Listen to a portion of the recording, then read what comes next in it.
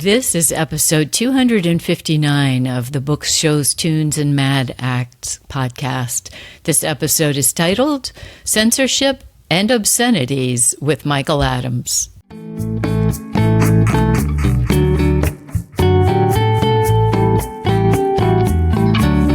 Hello, everyone. Welcome to Books, Shows, Tunes, and Mad Acts. I'm your host, Jennifer Crittenden. Books, Shows, Tunes, and Mad Acts is brought to you by Discreet Guide, the training company for improving your speaking and writing skills. Thank you for joining us, and tune in on Mondays for new episodes.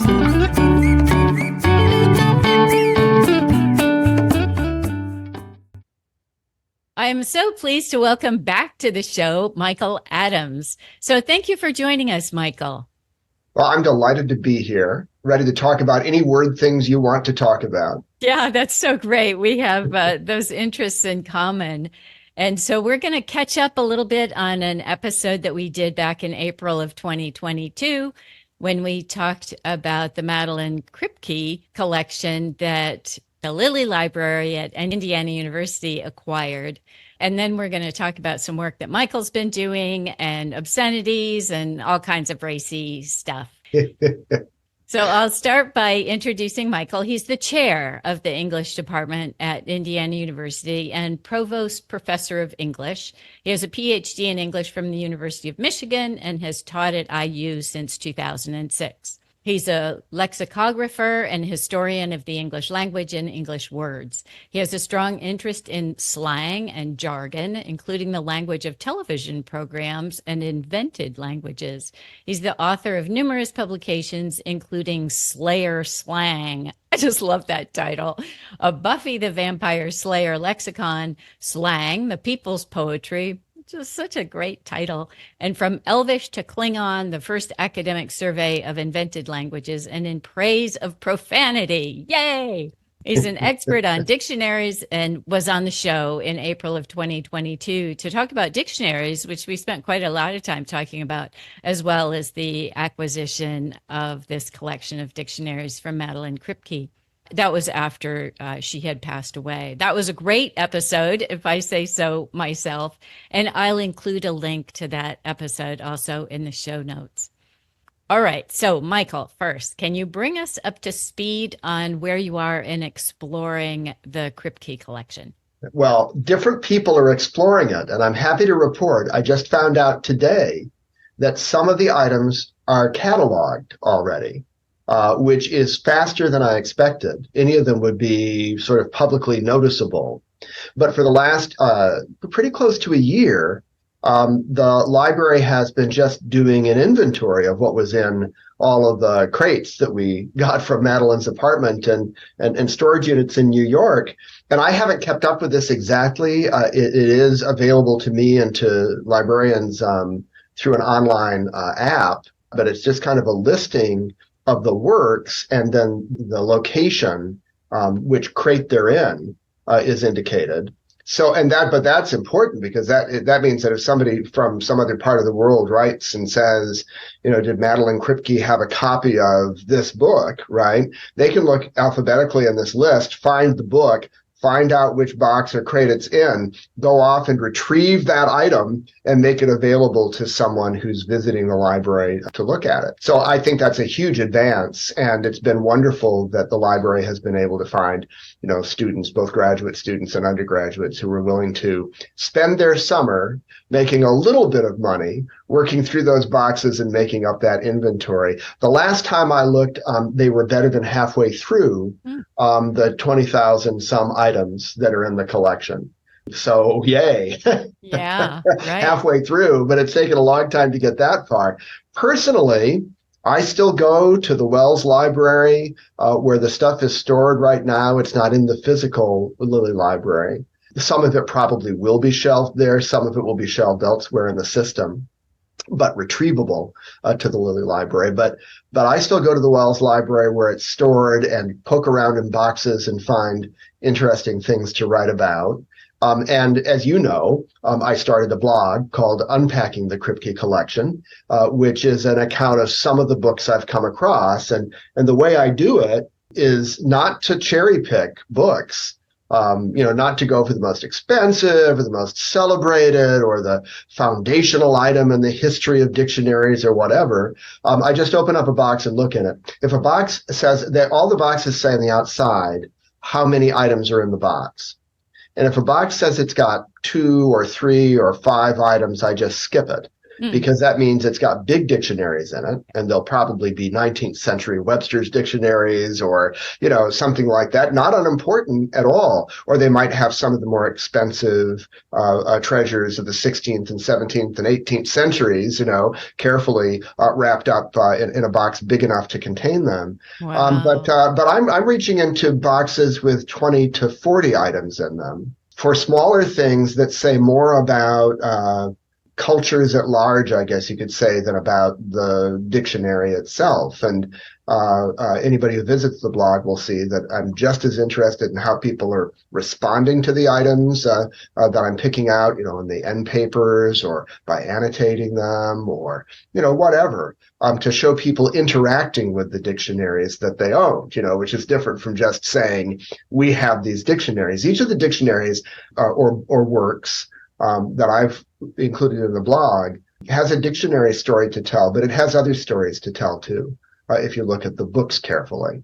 And that's one of the things I'm trying to get across to any audience out there who wants to know more about those types of books and about the cultures they come from. Some of the items that I've looked at, and I do it off and on, I don't focus only on popular culture things, but you brought up Slayer slang, and I can't help but admit, I did write that book. And, it is true that I'm interested in the way that media influences at least our attitudes towards language.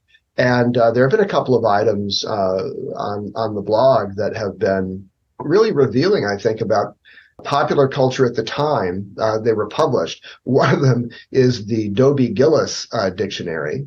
And for people who are my age or older, Dobie Gillis was a television character who had wonderful lives. And he had a friend who's a beatnik. He represents the hip culture of the time. He was played by Bob Denver, who also played Gilligan on Gilligan's Island. Yeah, so I know this that was name. this was an earlier role that he played on television. It's fascinating stuff. That's funny, yeah. But it's just this little square booklet, maybe with 16 pages. I bet it's no more than 2.5 inches. I don't remember the dimensions off the top of my head in either direction, but it's a little dictionary of slang from the time. And I say that pretty convinced that it's authentic. Maybe half of the items that I looked up from that little dictionary, I found in big dictionaries of slang, like Green's Dictionary of Slang. And then others I didn't find, but then I asked myself, I checked the bibliography of Jonathan Green's masterful Green's Dictionary of Slang, and he doesn't have a Dobie Gillis slang dictionary in there, which means maybe he didn't have access to all the evidence of the slang that was spoken in America at that time. Sure. And so if half of the book is legitimate, maybe the other half of the book is legitimate too, right? And it's just stuff that has managed to fall in between the dictionary cracks, so to speak. So it's got its dictionary story, which is about the language that's in it. But then it's also got this other story. And I don't really know this story, but I'm going to figure it out one of these days. I mean, was this a cereal box booklet? Did it get attached to a teen magazine as an insert that you could pull out that was a bonus? Sure. That happened with some language works and dictionaries that are in the Lilly's collection. So, I mean, it could be any one of these. I don't know. I don't even at this point know how to find out. Yeah. But the point is that it's not just about the words that are in the dictionary. It's about the marketing opportunity that the people involved with it felt, they'd lean it on the television show, and then, it would be cross-marketing in a way that people were just beginning to realize was valuable as the teen market began to grow, right?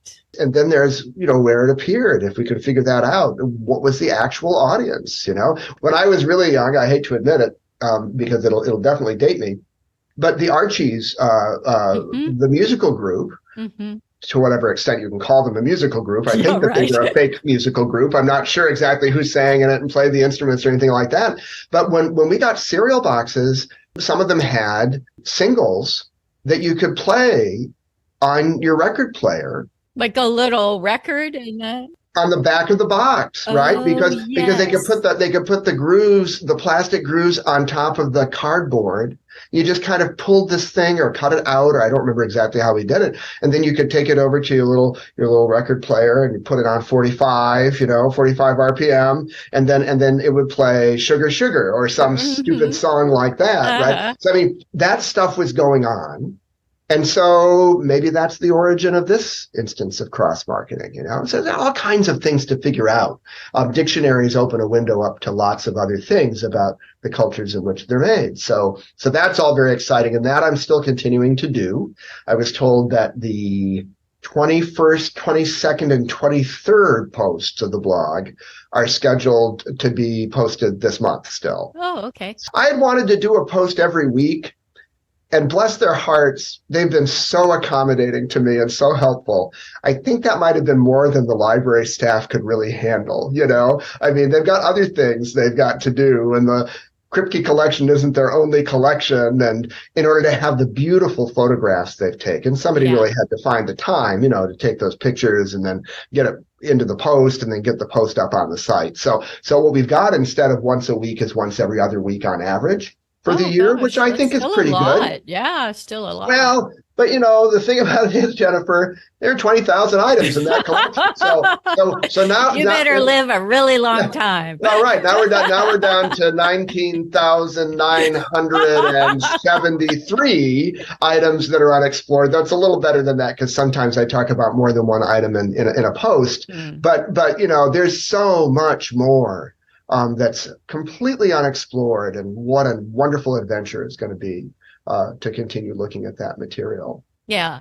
I'll include a link to the blog as well in the show notes, That would be and great. and really recommend that my listeners check it out. The articles are, of course, extremely well written, and also, really nicely documented, but always fascinating, right? There's Yeah, always some kind of, oh, really? Oh, yeah, cool. yeah. Yeah. If I had the Thing in there. time, I could just open up one of those boxes of 30 books and write about all 30 books in there. I mean, they're all worth talking about in some way. And I just pick out the ones that fascinate me the most at that minute. Uh-huh. One of the things that was interesting about Madeleine was that she was interested in language, of course, obviously, but also something that's kind of fascinating about her collection is that she was interested very much in slang, but also obscenities. Uh, So talk to us a little bit about what her view of that kind of language was. Her view is very open-minded. And in fact, one of the things that we have that isn't really language oriented at all are her Tijuana Bibles. And people who don't know about the Tijuana Bibles, these were graphic novels, basically, from the 1920s and 30s. I mean, I'm not an Okay. expert in this area, something like that. Back when the Comstock Act was very much in force, and Hmm. you couldn't publish material or especially send it through the mail without committing a felony. I mean, that Oh, was a very gee. dangerous thing. Yeah, and that's in America. There was a parallel law in the United Kingdom, but in America, that's the law that kept Americans from reading James Joyce's Ulysses and D.H. Lawrence's Lady Chatterley's Lover. In my personal opinion, a book we don't need to read. It's not, that interesting, I think, but it became a cause célèbre because, you couldn't smuggle it in without getting in trouble. And so there were court cases in the 50s and 60s where finally the right of Americans to own those books was guaranteed by the Supreme Court. But at that time, you couldn't make all these racy sexual jokes, and you couldn't draw cartoons that showed obscene things. And my understanding is that there's a lot of dispute about whether the Tijuana Bibles were actually produced in the U.S. or in Mexico. Oh. But the story was that they were published in Mexico, printed and produced there, and then Mm. smuggled into the United States. So fairly rare things. And if you were the type of person who, many years later, when photography was available in glossy magazines, you were a Playboy or a Penthouse reader. Well, Mm. back in the 1920s or 30s, you might have these under your bed Hmm. instead of your Playboy magazines, and this would be your titillating literature. And she was a committed collector of these. They're beautiful copies. I see. and quite rare. So she was a collector and a dealer in rare books. So that was one part of her, and just the rarity of them, I'm sure, appealed to her. But as you say, she loved slang and profanity and other things that many of her dictionaries capture.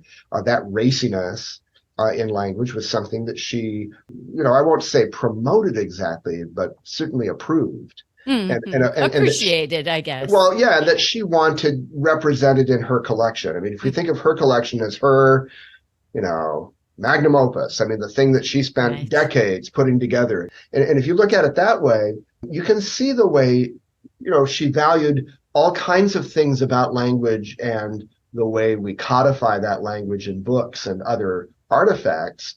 But there's a strong, I guess you could say there's a long and winding river of obscenity represented in her collection. So it wasn't there accidentally. It was something she was looking to collect, and it's part of her imagination as a collector that these things should be among those other books. So, and I'm putting it that way because I'm sure she appreciated it and liked racy things. I mean, there's no harm in that. But in addition to that, it was also part of the design of what she was making in this collection, that it would represent that subject. And so, for instance, one of the items that is mentioned in the blog is this really weird thing that she did. She had a little notice from a New York newspaper, magazine, weekly or whatever, called The Intelligencer. And it was a story about newspapers spiking their reviews of the first edition of Jesse Scheidlauer's The F Word, which came out, in 1995, I think. And Jesse and Madeleine were friends. They knew each other. And so she was interested in it for that reason. But she cut this thing out of the newspaper, and then it had a laminated. Basically, there was a sort of she didn't really have it laminated, but there was a hard plastic sleeve that she had slipped the article into and then preserved it. And I was just fishing through a box, and this thing was stuck in between two books, and I looked at it. I know Jesse Scheidlauer. The F Word is in its third edition, and I know that it's going into a fourth edition that should be published very soon. So there's more to say about the F Word than Jesse Scheidlauer managed to say in the first three editions of the book. Lots of new stuff, he's told me. So, I mean, it's an ongoing thing, but she picked up on this as an example of a strange type of censorship. I mean, the government can come in and say, well, it can't in America. That's an important constitutional issue, right? But hypothetically, the government could say, no, none of that. We're not going to have that type of language in books. Or you could self-censor and say, well, I'm just not going to write about books like that. But what appears to have happened in this case is that people actually wrote the reviews, and then the editors at these newspapers were spiking the reviews after they'd been written. So the editor was exercising the censorship. And obviously it wasn't censorship of the F word. It was censorship of the very idea of a book about the F word, which seems like a stretch to me, right? Why not present people the opportunity if they want to pursue it? You don't have to use any of the words that are in the dictionary in the review if you don't want to. Right. As a matter of fact, the great American linguist Alan Walker Reed, who published the first article about the F word, really, in a scholarly journal, this was during the Comstock era. It's titled An Obscenity Symbol. And the word, the F word, is never used in the article, which was published in 1934, because the journal American Speech would have been in a lot of trouble if it had published that word, even as an object of scholarly interest in a scholarly journal. Isn't that interesting that could happen, right? Yeah. So you see some of that tendency towards, I don't know, protecting the public from itself or something in the attitudes of these editors. And it's, I'm not going to say yay or nay, or, they've got a proprietary interest maybe in the newspaper. They want to project its image out into the public as a certain thing. We all brand the things that we publish. So maybe that's what an editor of a newspaper feels is necessary to fulfill the promise of its brand. And so those reviews had to be spiked. Luckily, not all reviews were spiked. It was a well-reviewed book, and, people knew about it. It's been very successful and popular. But it's just an interesting maneuver. And she felt it was important to collect that, partly because it was about a friend, and partly because it was about the censorship. And if you're going to be interested in profanity, you're ultimately going to be interested somehow in censorship because of, the way we censor our language all the time with euphemisms instead of the profanity we really mean. I've written and believe firmly that doesn't really work. That when you do that, what you do in a linguistic sense is you prime the word you're trying not to use in the listener's mind, right? Mm-hmm. So you say, if you're Irish and you say feck, Mm-hmm. and grandmothers say that word, right? And it's a euphemism for the actual word. And yet, the moment anybody says it, they know exactly what word it's covering up, right? And so I kind of think that the euphemism forces listeners to swear. They swear in their mind. If you're trying to protect them, then don't talk about it at all, right? Because as soon as they figure out what you're talking about, then that word, whatever it is going to rise to the top of their memory. Well, maybe that's what those editors were thinking, right? They don't even Yeah, want to. I mean, there's something sort of meta about that. Like, I yeah, don't even want a review of a book that's using a euphemism about an obscenity. I mean, right, we're right. getting pretty far away from the actual problem here. We are at that point, but also people do use all of the words that are in the dictionary because it's a historical dictionary in its structure, like the Oxford English Dictionary. So there are quotations that represent printed Hmm. use of all of the words that are in there. And Jesse's a good lexicographer. He doesn't have an entry for something that's just used once, Aha. as far as he can tell. That might just be an off the cuff invention that nobody else picked up on. I mean, there's a rich archive of the use of that word and Hmm. its development across a really wide variety of forms, metaphorical and otherwise. Oh, And yes. It's a tremendously plastic word, right? yes, that's We right. That's use it right. as adjective, noun, verb. Yeah, yeah. Well, and something that in English is really uncommon. Some languages, just as they use prefixes and suffixes for grammatical purposes, use infixes. They put a particle into the middle of the word, right? English is not an infixing language by and large, but we do infix for a type of emotive amplification, a Hmm. heightened expressivity. Mm. We do that type of infixing with the F word. Yeah, I think it's And really it's so yeah, no, interesting, no. right? So it has its own little special place, right? Yeah, That it right. gets this word form treatment that is really unnatural in English. But seems to come naturally to people, Oh right? yeah, Like yeah. yeah, they easily do that. Yeah, no, they do, and that's almost not that we need to affirm Noam Chomsky or any other sort of brain theorist of language, but the notion that all human beings have the same language capacity. Sometimes it's called the language instinct. Chomsky calls it linguistic competence. We've all got it, and so the structures are somehow there Mhm. cognitively. And if circumstances in the world bring a possibility out into a language, then it finds a structural place that it hadn't had before. And I think that's what happened with infixing in English, which before, say, the 20th century is pretty much it's not a thing. I mean, it's not Mm, anything that English speakers did. And then towards the end of the 19th century at the earliest, and then into the 20th century, you start to see people playing on that. So, I but see. another thing that we don't do very much in English, we do more than we think probably, is reduplication, which is a big feature of some languages, South Asian languages, for instance. And the obvious ones that we do are things like mama and papa and dada Right. and things like that, where the syllable is just repeated. But now, for slang purposes, we're reduplicating too. So, one of the great slang words of the last year or so is a reformation of delusional, which is delulu, Oh, which I think is a fantastic slang word, that's right? very sweet. Well, no, right, but it's adventurous in the sense that it does something challenging because it's doing the reduplication. Hmm. But it's also kind of imitative, isn't it? Because delulu is a kind of delusion. If you're Uh-huh. delulu, the word is kind of performing what it's about, and I just think it's a wonderful. So we do sometimes recognize these unfamiliar structures as ways being profane or being slangy. They don't enter into the mainstream of the vocabulary very much, but that's okay because we need our slang and we need our profanity too, and it just enables us some. Yeah, I want to go back to something that you said, which I think is really interesting. It's this idea of if you're going to study profanity, you're inevitably going to run into issues of censorship. Do Yeah, you feel as though that's almost part of the character of profanity? yeah, it's the character of language, actually. Mm. There's a great book by the British linguist Deborah Cameron Uh-huh. called Linguistic Hygiene or Language Hygiene. No, it's called Verbal Hygiene. There we go. I apologize to anyone who's listening, especially Deborah Cameron.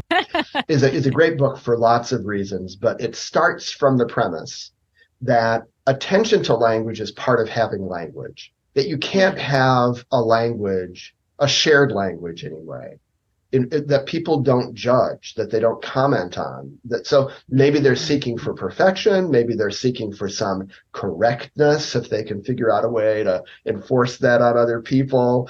Maybe they're looking for a loose standard that we can all follow. Something, and some people addicted to verbal hygiene will write letters to the editor of the newspaper and complain about their neighbor's speech and all of that, right? And some people will use other mechanisms, say public education, to enforce norms, right? Because that's what language kind of impels us to do. We can't help it. So you can take that general idea and apply it, I think, to the situation of profanity, because if we're going to exercise some hygiene about our language altogether, then certainly the metaphor that this is dirty language really makes it subject to hygienic intervention, right? I mean, we have to fix this somehow, or we have to stop it, or we have to whatever it is. So I think it's, yes, if you're going to have profanity, you're going to have people resisting it. And some of that resistance is going to be in the form of censorship, and it could be state censorship, or it could be self-censorship, or it could be any number of things, because people know that that's supposedly bad language. They know that. They also know that they can't do without it, right? I mean, they need it in certain circumstances. So they're not going to get rid of the profanity.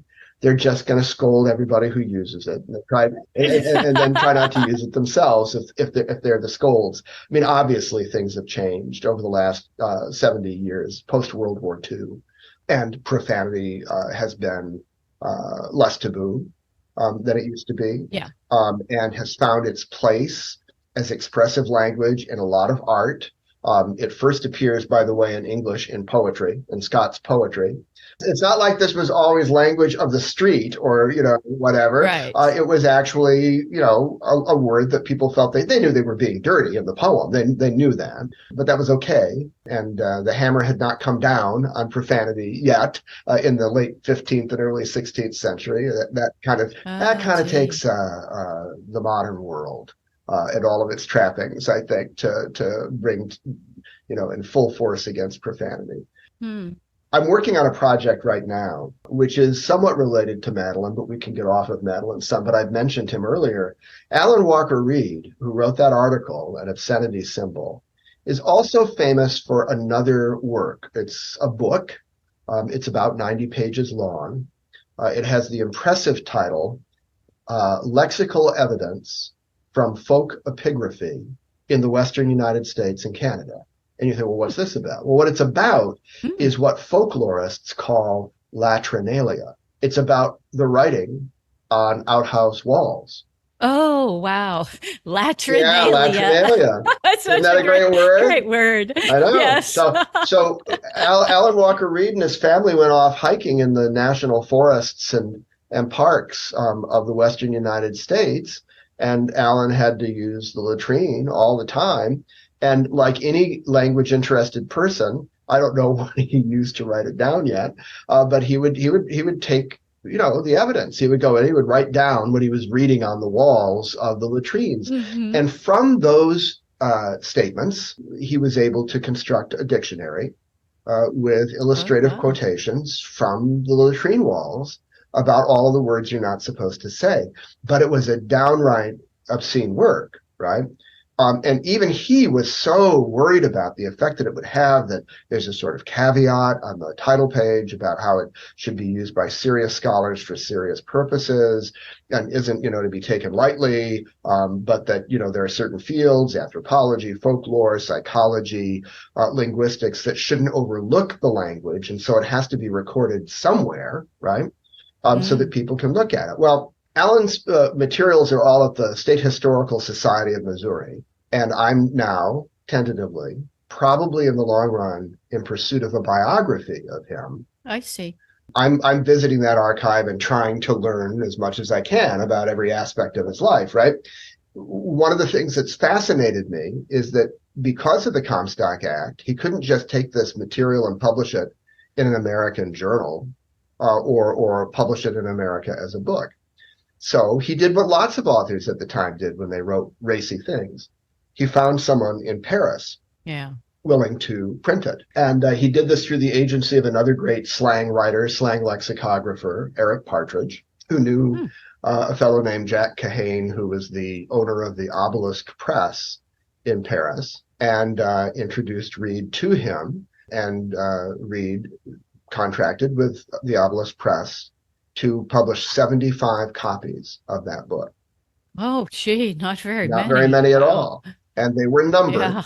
And I can tell you now, well, not right now because I don't have it in front of me, but I could tell you if I had another computer in front of me and could bring up the page, who about 45 of those 75 people were and which numbered copy they received, because I've been in his correspondence, trying to figure out who got these copies. There were so few of them. Who did he think should have them? Yeah, so he hand-selected the recipients. He did. And it's not all an interest of profanity. I think it was partly an interest of his career, because he'd done this amazing thing in a way, and he didn't want it to be overlooked. Yeah. So he was in this really weird situation of having published a book that nobody could get a hold of or read. And I know this was an issue because I read several letters when I was in that archive from people asking how they could get a hold of a copy of the book. And sometimes they were major libraries. And he would write back and he would say, there are no copies available. Right? So that's the end of that. Not for you. Not for you. That's right. But for these 75 people, there were going to be copies. And he picked out major scholars in America, Britain, interested in sexology and linguistics and folklore and all kinds of other things. And many of them, I'm saying many, I'm thinking maybe of a half a dozen, but in a way that's many. Out of those 40 or so that I know received copies, they wrote back to him in exactly the terms I think he wanted to read. They said, what you've done is important and brave. And they would use the brave word, right? Oh, that's interesting. Yeah. And I think that that's true. That says something about the risk that Reed was taking at the time. So I'm working on a book right now that'll explain in a chapter how he collected the material when he was off walking in the woods, right? And then a chapter about the publication of the book, how that came about.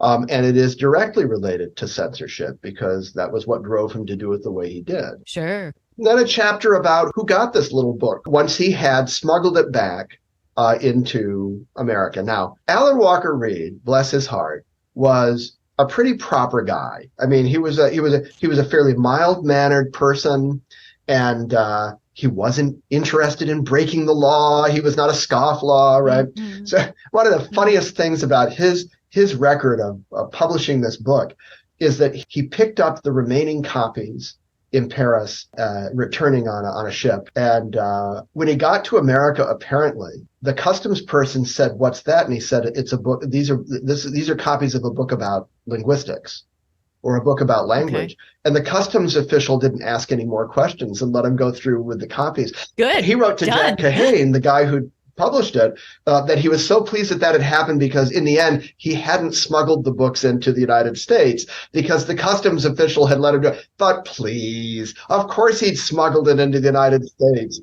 And with those in his possession, anybody could have turned him in or made a big deal of it and gotten him into trouble. So there was a certain level of bravery involved. Yeah. That book was so well known by reputation that Mm. when Reinhold Amann started publishing his journal Maledicta in the 1970s and 80s, he had this little book publication program, Maledicta Books, and he arranged with Alan Walker Reed to reprint that as a paperback called Classic American Oh. Graffiti. And that Oh. brought it to a lot of people. I mean, then a lot of people could afford the book. Yeah. The joke about that is that the book I'm preparing, I hope, will include the original text of Alan Walker Reed's book, because Oh. online Oh. you'll find copies of Classic American Graffiti, the paperback, selling for $400, $500, $600. So it's not a rare book, but it's an increasingly Wow. scarce book. And that means it's really out of, it's beyond what most people can just have in their libraries, right? So if I can get that in with this Yeah. account of the book, its history Mm-hmm. from, a little glimmer in Alan Walker Reed's mind walking around in Washington State or wherever, or Montana, right to the point where it was republished in an accessible form. That's the book that I'm working on. But it's all about censorship. And it's all about people's attitudes Yeah. toward bad words. Reinhold Amann, whom I just mentioned, was an angry academic. He was a scholar of German. He worked on German swear words. Now, he also wrote a book about, or did an edition of, a romance, a German romance of the Middle Ages. So it wasn't as though he could only think about profanity, but he really did a lot of work in it. And he just got so disenchanted with the universities that he set himself up as an Oh. independent publisher. And it was, from what I understand, very hard. I mean, there were a lot of missed meals in the Amann house because he wasn't making a whole lot of money out of it. But he published, I think Yeah. it was 13 years, he published this journal, Maledicta, which was all about all the words that when the Oh. Comstock Act was in force, you wouldn't have been able to publish in a journal like that. But boy, when you could publish it, it just came pouring out. And I think one of my favorite things about looking at the tables of contents of those issues is how many really serious, prominent linguists of the time wrote their bad words piece, right? Or they had something that they wanted to contribute to that Oh. journal, even though they were famous Oh. for other things. And you might think decorum would keep them Mm-hmm. from sullying their reputations Mm-hmm. with an article about profanity or racial slurs or something like that in this journal, but they did contribute it. So there was a movement. There was a movement for a while. Yeah, it almost speaks to the power of those words, right? If you're a person who's interested in words and there's this class of words that just Right. triggers people. It's a very annoying if you're a scholar, or if you're an etymologist or a lexicographer or a historian of the language, because these words, because they were taboo, were unexplained. And your job was to explain Yeah, what hadn't been explained. And yet the right. law said you were not allowed to explain those things to the public, even if you kept notes about them privately for yourself, hoping that the law would change someday, right? So I think one way of looking at this, and it interested Madeleine especially, and I'd said before that Jesse Scheidlauer, the subject of, the author of The F Word and the subject of that newspaper article, he's was a friend of Madeleine's. Alan Walker Reed was a very close friend of hers. They were both New Yorkers. They were Uh-huh. constantly meeting and talking about, all of these books and everything. She apparently had at least 4 copies of his book, which meant she was on the hunt, like me, except that she was trying to collect as many of them as Mm. possible. And I just want to know who ended up with them. I don't care who owns them now, what library or person. What Alan was doing in the article An Obscenity Symbol and in this book, Lexical Evidence, what he was doing was pushing back against the proscription, saying, we are going to talk about Yeah. these things, and seriously, and I'm going to take the lead in doing it. Mm-hmm.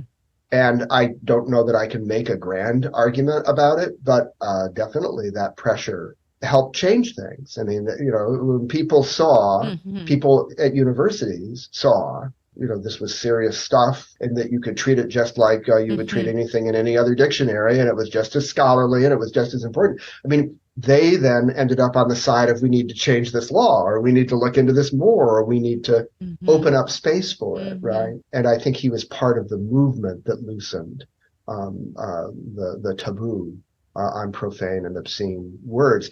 You, as an Indiana University person, probably know that the state legislature here has refused to continue funding in any way the Kinsey collection. What do you want to call it? Sexology, basically, of all kinds of things that have to do with sexual behavior. Yeah. And that's because people want to censor that too, right? And they want to shut it down because they don't think that people should be learning about those things. And if you look at Kinsey's timeline, Alfred Kinsey's timeline, and Alan Walker Reed's timeline, Alan lasted longer. He had a longer life. But they were both pushing back in the 1940s, 30s and 40s against the idea that we shouldn't study these things and learn what we can learn about them. That, human knowledge is obviously enhanced by knowing about these things we're unwilling to talk about. So that part of Madeleine's project, that was part of Alan Walker Reed's project, that's part of the story of profanity and obscenity in the United States during the 20th century. And I'm afraid maybe in the 21st century, if something like this action against the Kinsey Institute can take hold. I mean, maybe they'll be coming for the dictionaries of bad words next, and you can be sure that they're not on a lot of high school, public school library shelves now, right? Because of the move to take offensive books, or what are deemed offensive books, out of the way of students. And you have to laugh at that, Jennifer, because one of the most famous of the profanity dictionaries, if you want to call it that, or obscenity dictionaries, was Eric Partridge's Shakespeare's Body, right? Which is all about all the bad words in Shakespeare. So basically, you're going to have a whole bunch of high schoolers reading Shakespeare and not understanding what the words mean and not being able to find out if these people have their own way. And then they'll get rid of Shakespeare, right? Because of all of the bad words in it, right? Or it'll have to be Baudelarized, as we say, after Thomas Baudelaire, the 19th century editor of Shakespeare, who took out all the bad words, right? And rewrote it so the bad words weren't there anymore. So not Shakespeare. Yeah, so we're kind of I don't want to overstate things. I don't know that it's a crossroads or a threshold, but something's going on in the minds of Americans today that's in the censorship direction. And I'm not a fan of it. And the people on whom I'm working as a scholar were not fans of censorship either. They were clearly against it. Yeah, two things come to mind. One is this idea that courage is contagious. Mm-hmm. That when you see people do what really was a brave thing, that it encourages you to also go with your own instincts. Because we do self-censor, right? If we think what we're doing might be a little bit improper or inappropriate, then it's like, well, maybe I won't. And then when you see somebody else say, no, this is important, right? We need to speak up about this, then you feel more brave to do it. And then the second one is the old speech about it's a slippery slope, right? So first they come for this, and then they come for that, and then now we're going to come for Shakespeare. Give me a break. I mean, if there's anything in scholarly work that should be protected, it seems to me it should include Shakespeare. Well, and I think that most people agree with that without having even read any Shakespeare, right? I mean, there are plenty of people who just know that he was an important author, and that people ought to be introduced to his work. And if you're going to learn about it, then you're going to have to be able to decipher it in some way, because early modern English vocabulary isn't the same as our current vocabulary.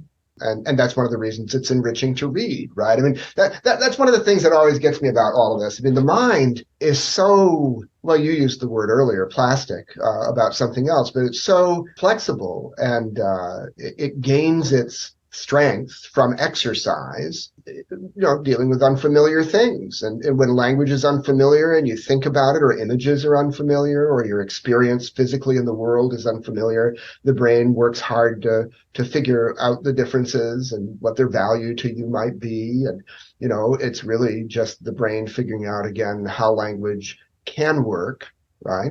Why would we deprive ourselves of that? Well, we do it because there's another system of thinking.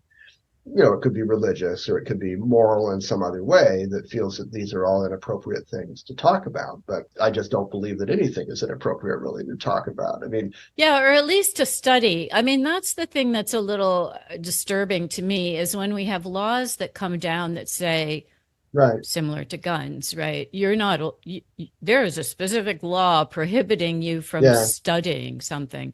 That's such an anti-investigation, anti-knowledge, Yeah. anti-research. Yeah, coming from a position like that is just very confusing to me. It's unconstitutional as far as I understand. And I'm very interested as an observer to see, as some things like book bans or actions against the Kinsey Institute or whatever rises to the Supreme Court's level, what the Supreme Court will have to say about this, because there's a very long tradition, at least since the 1950s, of not allowing the government to tell you what to say or what not to say. That's in the Constitution to begin with, but the case I have in mind was about a majority opinion was written by Justice Robert Jackson, who'd been our prosecutor at the Nuremberg trials, and he knew what fascism looked like from that experience. And West Virginia public schools were mandating that students stand and say the Pledge of Allegiance in classrooms. And now many people think that that's, how can you object to that, right? There are lots of reasons that you can object to it. And I can tell you that my early American ancestors would have been dead set against making any public declaration or oath of allegiance to a government, let alone a flag. I mean, that's a very 20th century thing, the Pledge of Allegiance and saluting the flag. And I mean, to my ancestors, that was associated with a standing army and police occupation and access to your homes for search and seizure and all kinds of other things that the Constitution outlawed. So they were on the side of of making sure people couldn't interfere with your thinking and your expression. And Justice Jackson said, and I'm paraphrasing, I don't remember the exact words, well, some of the exact words, that no official of the government, petty or major, has any right to define patriotism in the speech or action of another person. That's not government's role. And in fact, they're prohibited from doing that by the Constitution. Fast forward to the 21st century. I thought this was amazing. For a long time, trademark law in the United States said that you could not trademark a disparaging term or an obscene term. One case I remember particularly that I looked into had to do with a phone sex operation. And the guy who owned it realized that jack off had the right number of letters to fit into a phone number. And so he wanted to trademark 1-800-jack-off and these things so that he could get the exclusive right to that word in relation to the phone sex business. And the Trademark Trial and Appeal Board said, no, you can't do that because that's an obscene term and that you can't trademark those types of terms. Similarly, you couldn't do disparaging terms. So when a band called the Slants, which was led by a guy named Simon Tam, they're a West Coast rock band, and they're all Asian Americans, and they called themselves the Slants to recover for themselves, reappropriate slant as a slur against Asian people. So they wanted to trademark slant for their band, the Slants, and the Trademark Trial and Appeal Board said, no, you can't do that because that's a derogatory term. And they appealed it, and it went to the Supreme Court. And the Supreme Court said, and I must say this is consistent with a certain strain of conservatism on the court, which is right-minded, I think.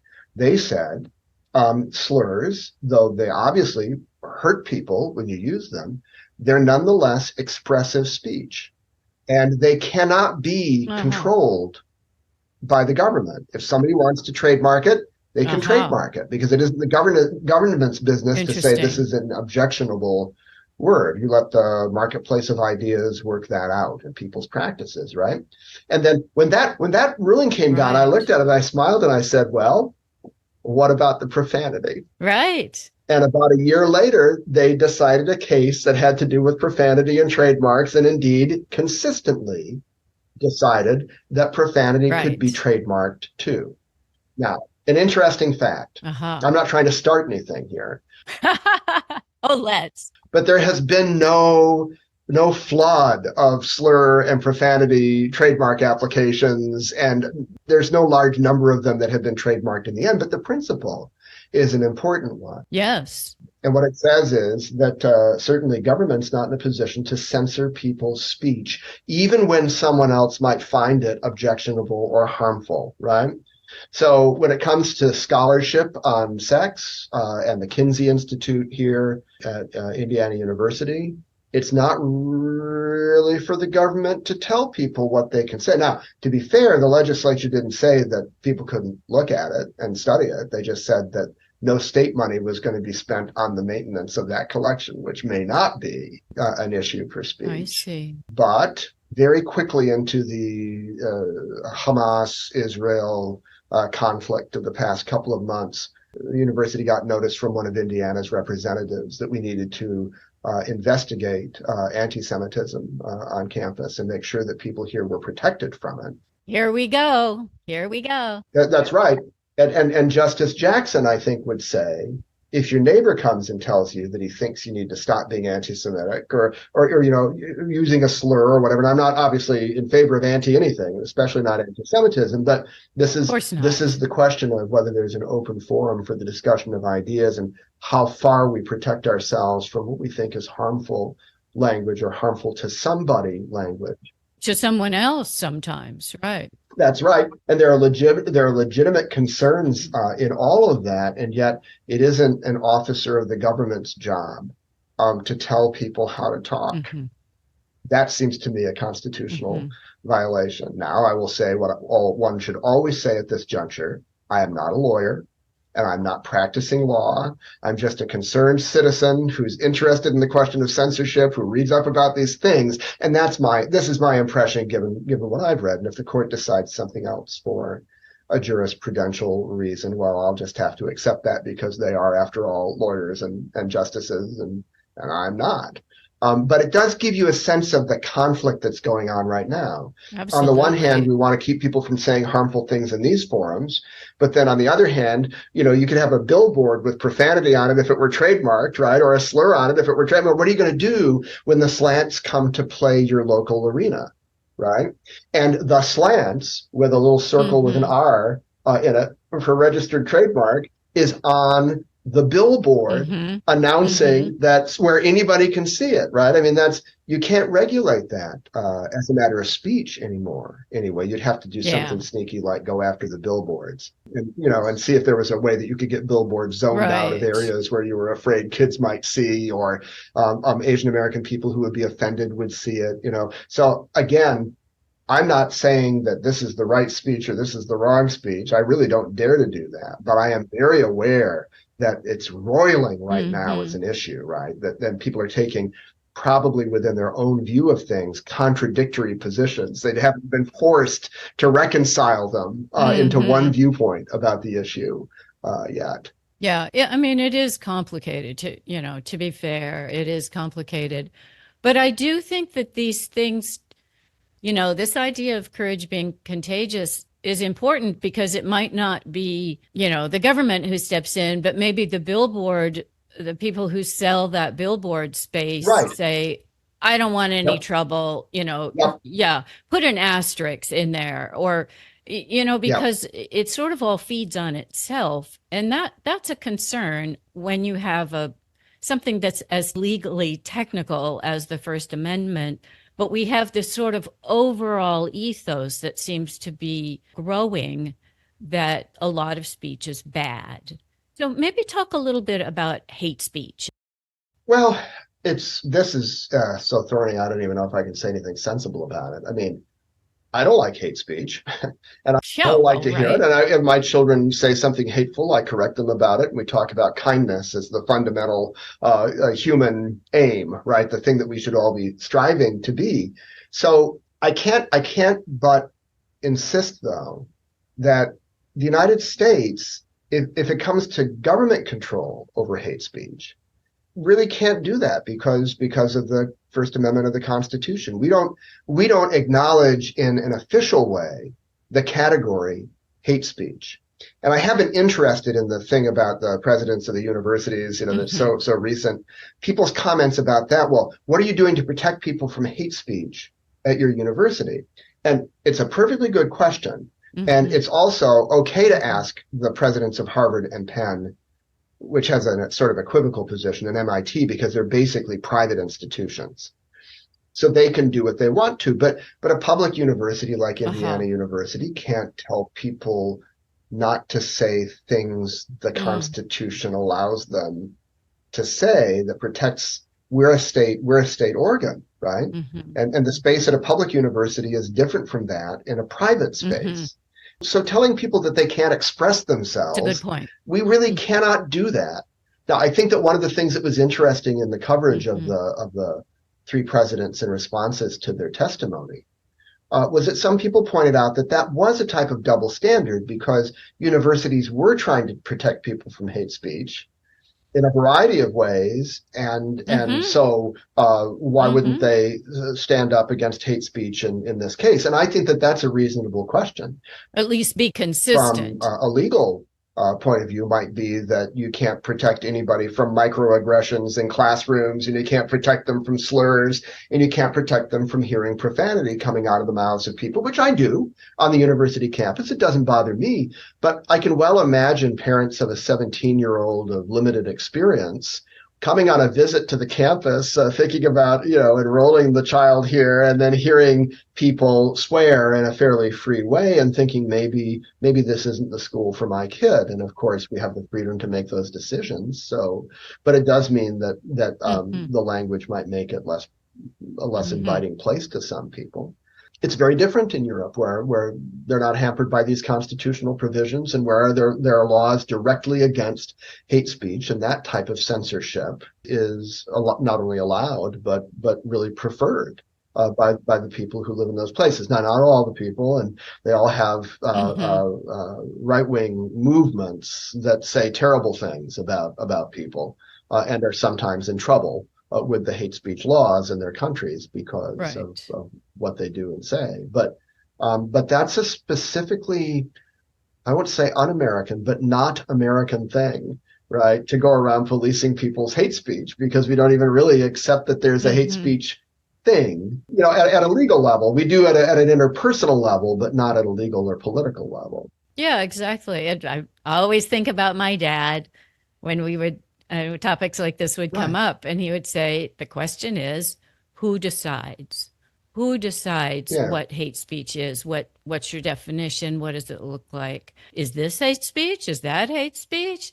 And once you get into the weeds, you can see it's just enormously complicated. It is enormously complicated, though I will say that having a slogan about genocide of Jewish people or Israeli citizens does strike me as hate speech. Even though we don't have that category, maybe officially, constitutionally, I think you can recognize it, and I think you can recognize that it's wrong. I think most people do. Probably most people by far do. But it's a question about, how much you can restrict people's action in this way. Yeah, and on top of that, then who is responsible for reacting to that, right? Is it the police, right? Is it, I'm going to tell your mom that you said that? That might be the most effective.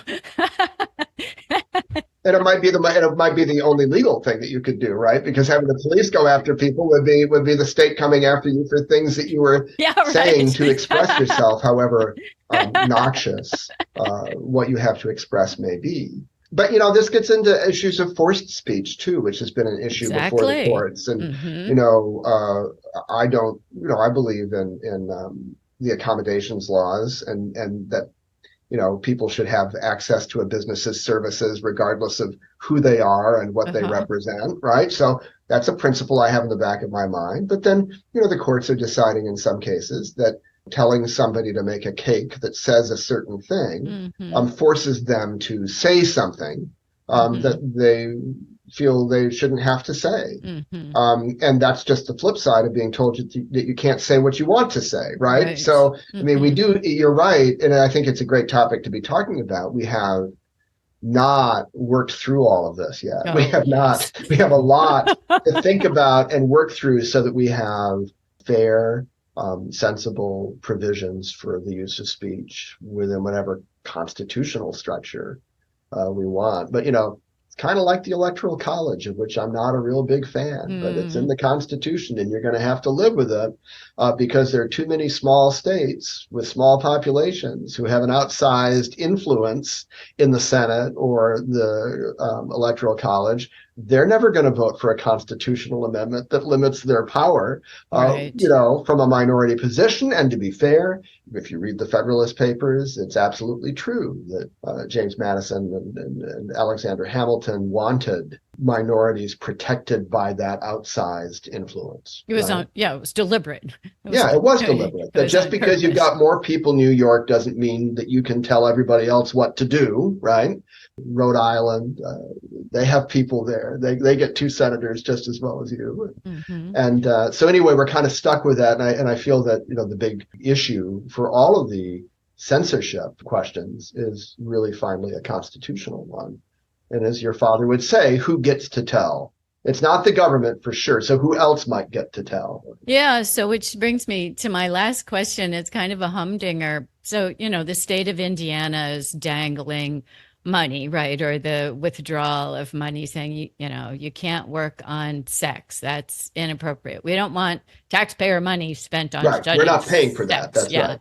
But it's just a little bit of a similar situation when you have big donors then saying, okay, you have to walk back what you said, you university president, or we're not going to make this donation. So I wondered if you had any thoughts about that, about sort of the influence of donors or funders in these conversations.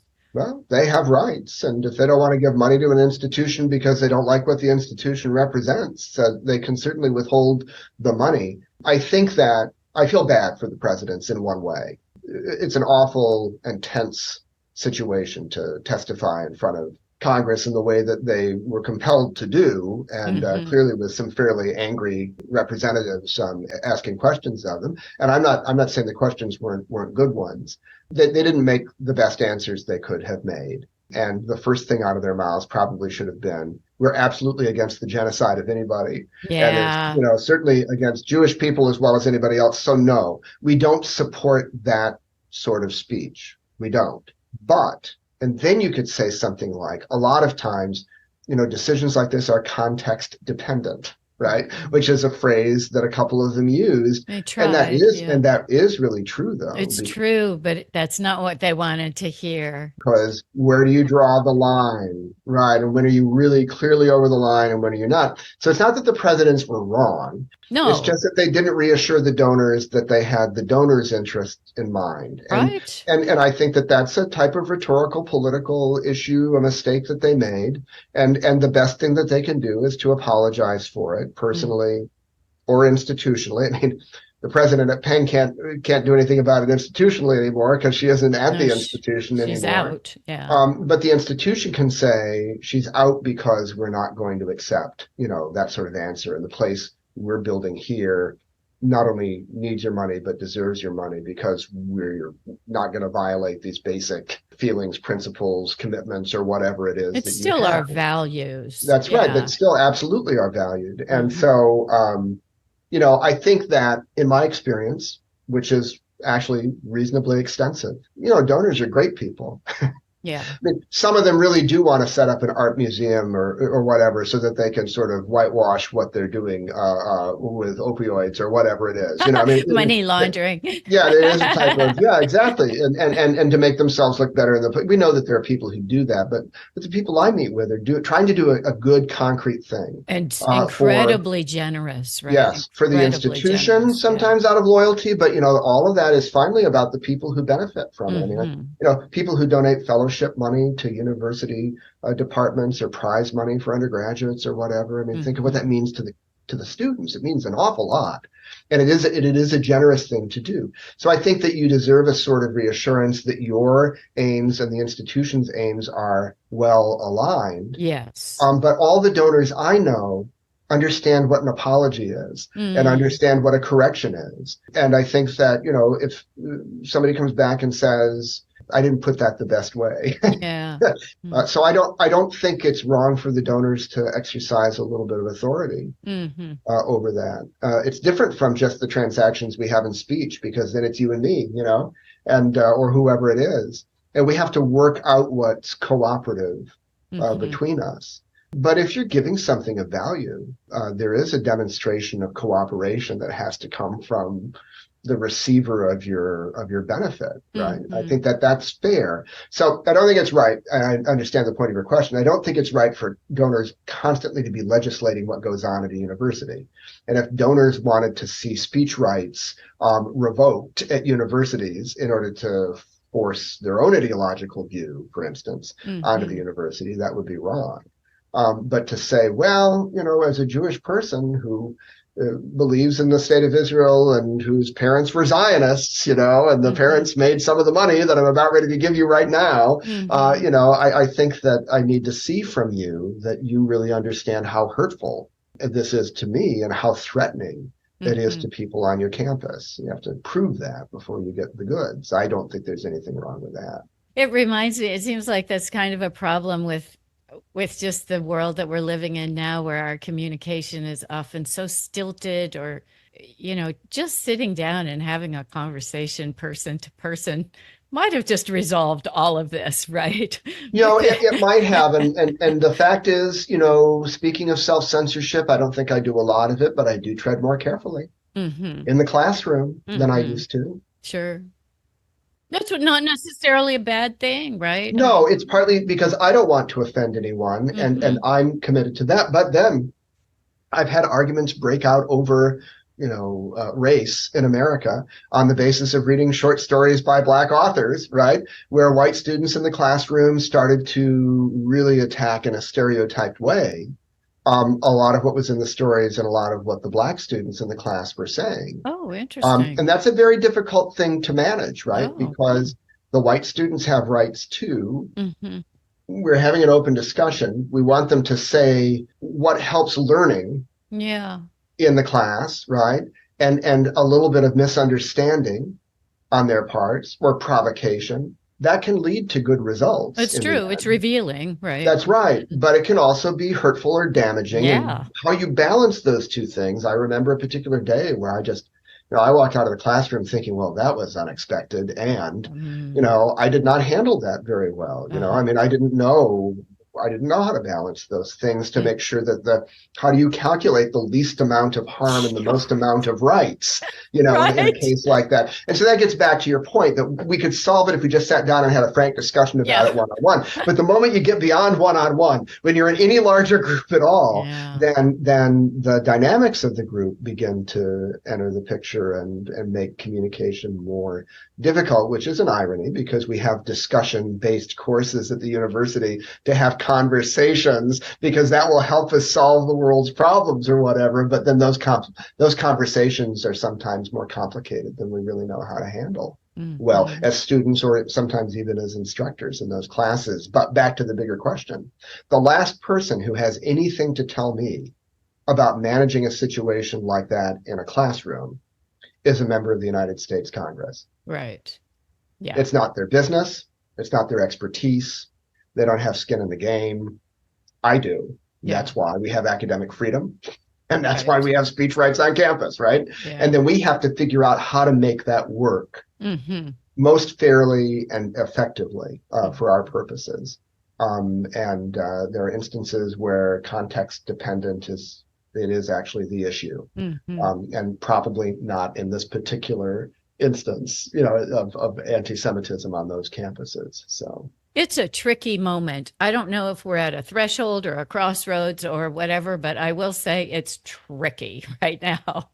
yeah, Yeah. but I mean, all the things that I'm working on, all the study that I do, I mean, we need ways to express ourselves precisely, thoughtfully, joyfully, miserably, performatively. Mm-hmm. We need language that helps us express ourselves in all those ways and more, right?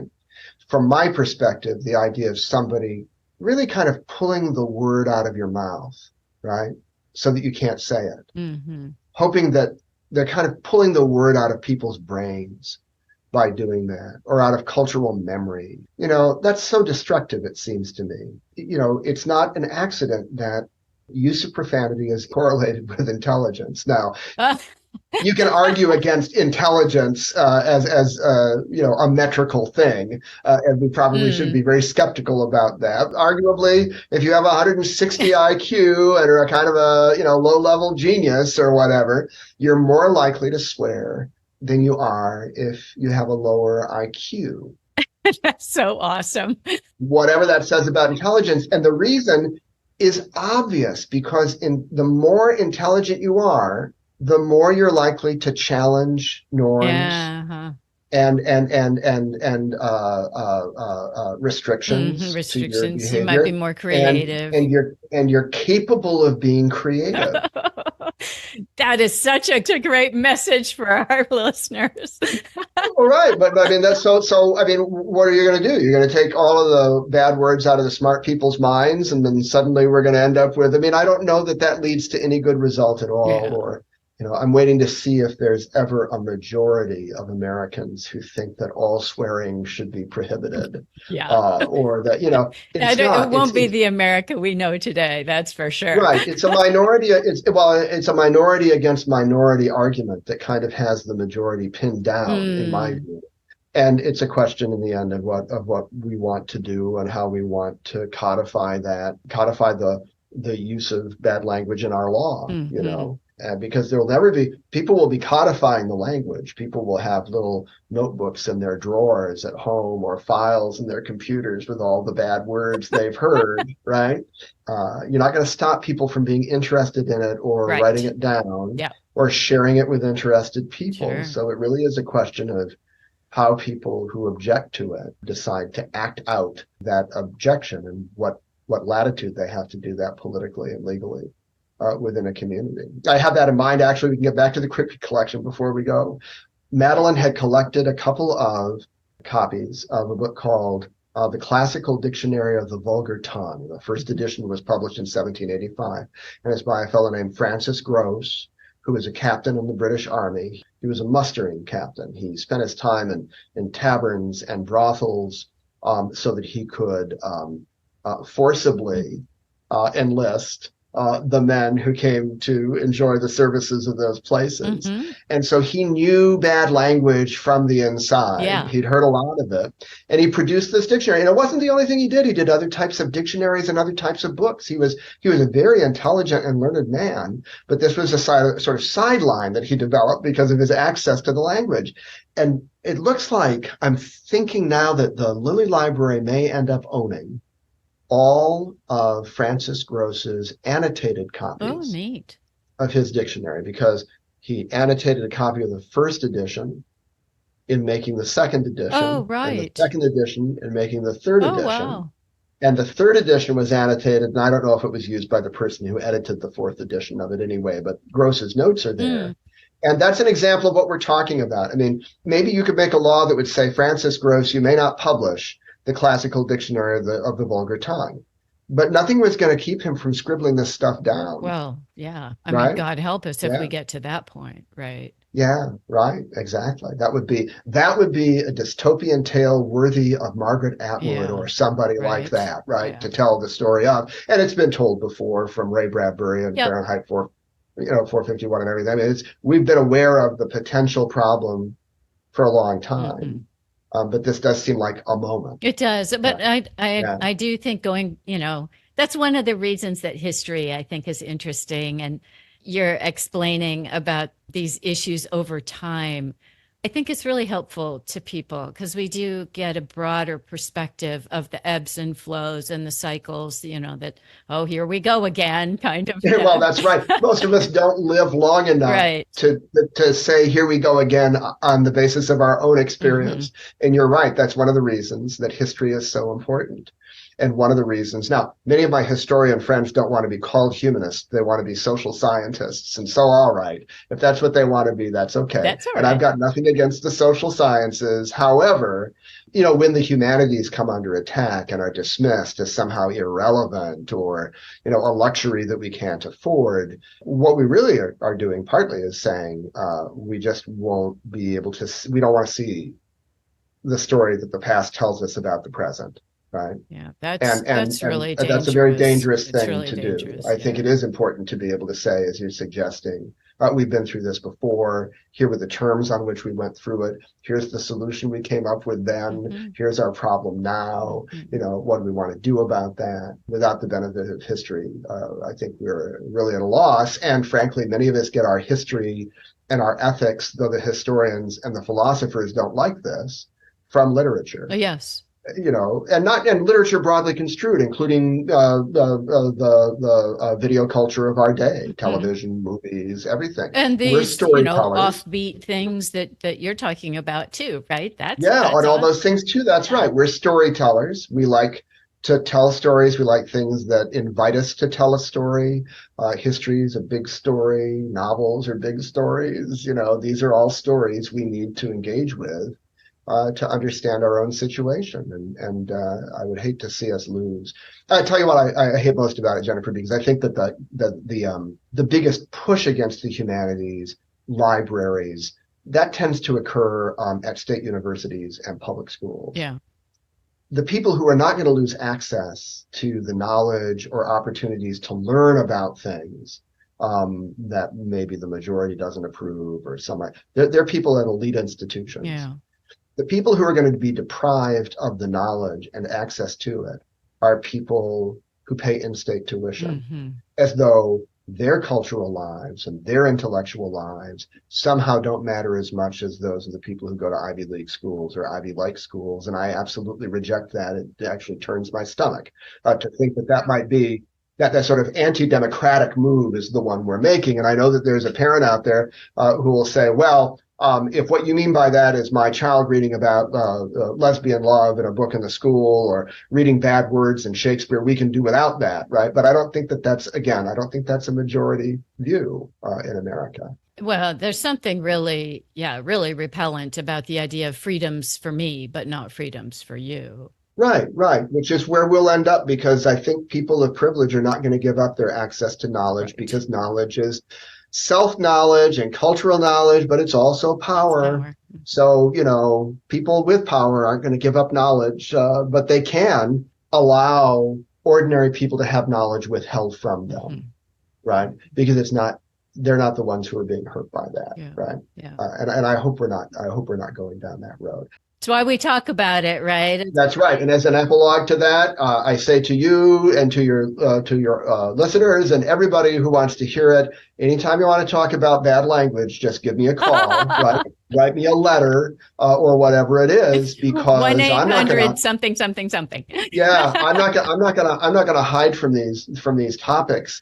I'll tell your listeners too, a great place to go for a kind of fun and casual view of strong language is the blog called Strong Language, for which many really wonderful linguists who write well write. Oh, okay. Right. And I hate to say it, but there are some linguists who don't write very clearly. It's just, they're academics and they just don't. But these are the ones.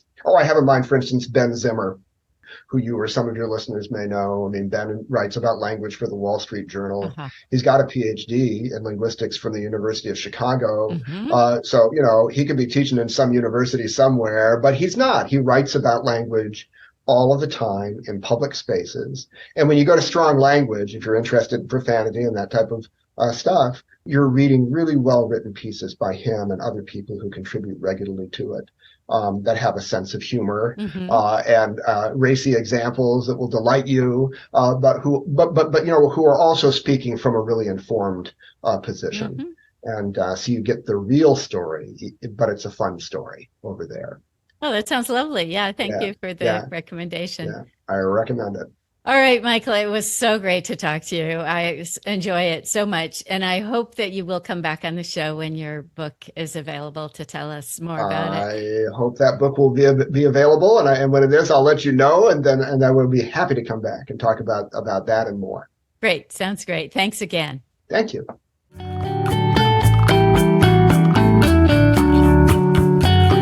Thank you for listening. Our goal in 2024 is to expand our audience because we get such great guests. So we'd love your help in spreading the word by sharing, subscribing, liking, thumbs upping, rating, and commenting. Got all that? Really, thanks for any support.